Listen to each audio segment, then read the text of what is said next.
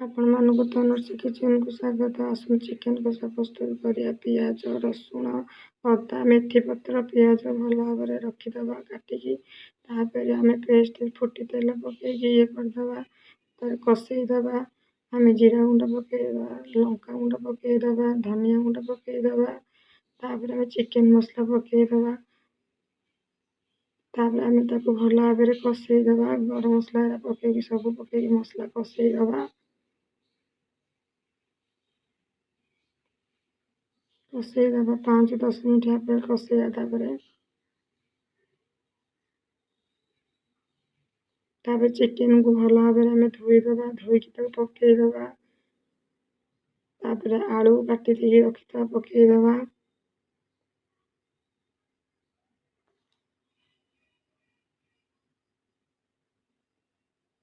ତାପରେ ଲୁଣ ଟିକେ ପକେଇଦେବା। ତାକୁ ଭଲ ଭାବରେ ଆମେ ତାକୁ ଗୋଳେଇଦେବା। ଗୋଳେଇକି କଷେଇକି ତାପରେ ଆମେ ତାକୁ ଘୋଡ଼େଇକି ରଖିଦେବା 15 ମିନିଟ୍।